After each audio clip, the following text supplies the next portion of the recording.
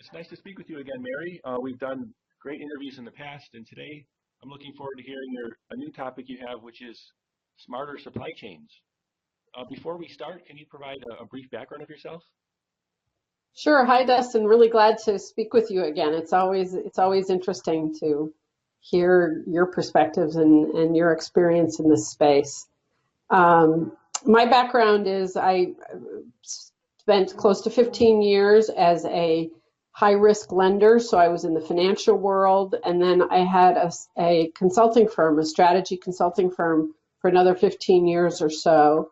And 2 years ago, I started Smarter Companies, which is really, I mean, it's a knowledge era story. In the first 30 years of my career, I developed a deep understanding of this new intangible side of business, which has been growing and growing, and developed some tools and methodologies that we were using in our consulting firm, and had a lot of consultants from all over the world approaching me and saying, gee, we'd love to try and use your tools as well. And so Smarter Companies is a network of consultants who are all using this base of tools that we've created, and hopefully continuing to innovate and build on the experience base, because there's so much going on with business and the intangible side that I'll talk about in a second.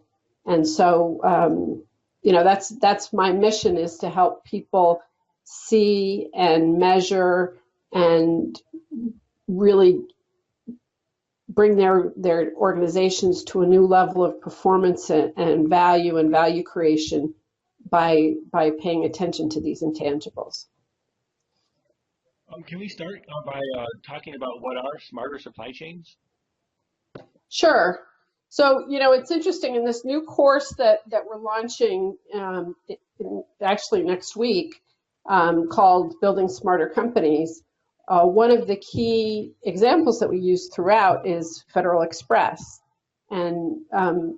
And the reason we do that is because it's a great example that everybody knows, and certainly one relevant to a supply chain audience, of what's happening in business today. And essentially, about 80% of the value and value creation in business today is in intangibles rather than tangibles. And at first blush, you say, well, how can that be? A company like Federal Express has the largest private air fleet in the world. They have countless trucks and pieces of equipment and scanners and facilities, and so seems like a very tangible business. But when you think about where's the value and what really makes that company tick and successful, it's not those things that they own, those tangible goods. It's the systems and processes and the data that they've accumulated over decades, and the training that they have in place for their people, and the competencies that those people exhibit every day, the partnerships that they've developed in hundreds of countries around the world, and in each local market where they're serving their customers. It's their culture, it's their business model. And all of these intangible things are really what makes Federal Express successful. It's what makes the company unique. And if you think about really most companies, or parts of companies or companies that are related to the supply chain, the same logic applies. Anybody can buy a truck. If you have enough money, you can buy an airplane. You can buy the equipment, but that doesn't make you a successful supply chain player. It's the intangibles that make you successful. But the problem is that we're all still working with industrial era information systems. And when you talk to the people in accounting, they know how to put planes and ships and equipment on a balance sheet. They don't know how, and they don't put things like processes and data and competencies and partnerships on a balance sheet. So where do you go? How do you talk about this system in an integrated way and with a nice, clear set of of data that says, okay, this is what we have, this is how well it's performing, this is what how we're investing in it, just the way that you should and do for your tangible assets. And who can benefit from your training? So the training is oriented to external consultants or internal, as we call them, catalysts. So people that are seeking to drive some change, that are in a position where they can come forward and say, we have this problem. You know, I call it the intangible information gap, the 80-20. You know, we have all of most organizations, 80% of their information is about 20% of their assets. And there's very little information on a clear consolidated basis about intangibles. So the people that can benefit are external or internal consultants or catalysts, people that want to provoke the conversation and know that having better information about these things will drive better decisions and will also enable them to tell a more clear story about what a company has and what's needed for the future. And I think a lot of what happens in supply chain is about communicating with different partners about how about the viability and strength and risk associated with intangibles. So it's really, I mean, I hope, you know, 20 years from now, everybody in a management program learns about intangibles. For now, we're starting with the consultants and the catalysts. And I know you mentioned a little bit of why. Can you talk a little bit more about why use this training? Well, so, you know, when you go into a conference room and you sit down and you start talking about these things that I've mentioned, processes and data and capabilities and partnerships, most of the information that we use is anecdotal and it's based on people's experience. Now you may have deep information about little pieces of you know, like specific processes or specific things, but no one has kind of an overall, I call it a balance sheet equivalent that says, here's what we have and here's how it all works as a system.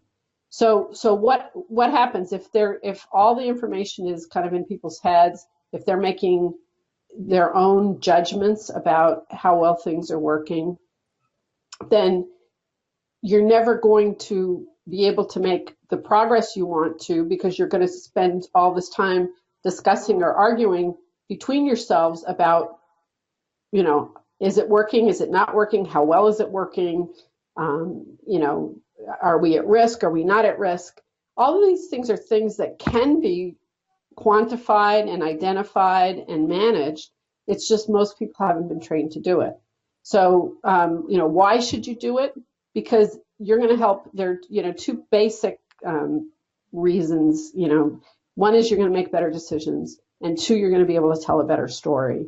And we all end up having to tell stories to recruit partners, to win funding for new initiatives. You know, we just had a situation last week with one of our clients where this information was critical to getting board approval for a big new investment. That we all need to learn to tell the story about the way this system works, and obviously to make better decisions about it. And how do you use this training effectively? Well,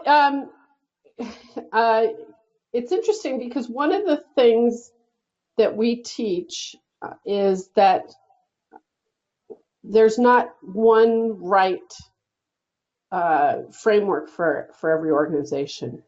Every organization is a little different. I mean, if you think about, you know, what distinguishes, if we'll go back to the FedEx Express example, what distinguishes FedEx from DHL, from UPS, from the U.S. Postal Service? I'm using U.S. examples, although many of them are international. You would have equivalents in you know, all your different markets, because I know you have an international audience. But you know, what differentiates them? Yes, there are some common themes, but in today's world, we're very much a knowledge economy, and so it's the people and the culture and how, the way you decide to solve problems that differentiates you. So,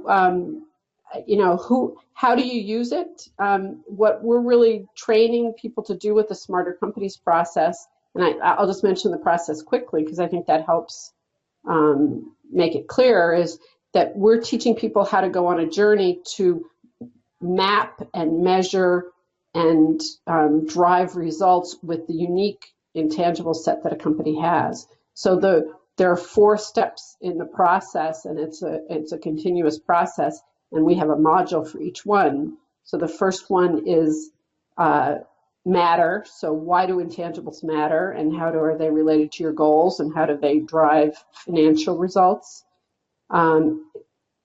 Model, what are your intangibles, and how do they work together? Most organizations, if you can see a factory or you can see a distribution center, you know the way it works, or it's a lot easier to, but you can't see inside computer systems and people's heads. So you need to create a model of what's going on. Once you have a model and an inventory, then you can, our third M is measure, and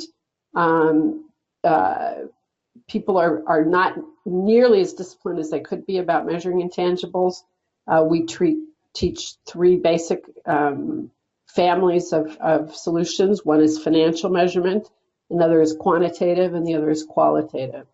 And qualitative is actually a really interesting emerging kind of measurement. If you think about Amazon and Expedia and all kinds of online profiles, it's really qualitative measurement that we're all valuing much more than the quantitative. And then the final step is manage. So there are a lot of nuances to managing knowledge-based businesses as opposed to hard assets. And so we just have an introduction to all those issues. And then, of course, you've gone through model, measure, manage, leads you right back to matter. How is this connecting with results, and how can you communicate those results to others? So those are the, that's what the course entails. What's interesting for me as an intangible capitalist is that this course is basically taking something that has been delivered. We've been doing this either face-to-face or via WebEx for a couple of years now. The methodologies are about 10 years old. The course is about 2 years old. But now we're putting it online, which enables lots more people to access it. You can do it on your own time. It doesn't cost as much because I don't have to talk through every single word of the course. But we still have an online community of people within the course communicating with each other. So, we're excited that we're launching it, as I said, just next week. And how can people sign up if they're interested in joining? So, Dustin, I'll give you a link that you can put on your blog.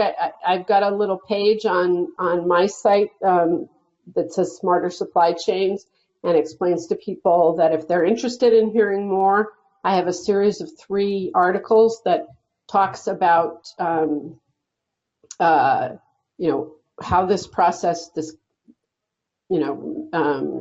consulting process works, how you sell this process, whether you're doing it internally or with an external client, and then how to use this kind of thing to drive results, and how does it all connect back to the tangible and the financial results that people are accustomed to seeing.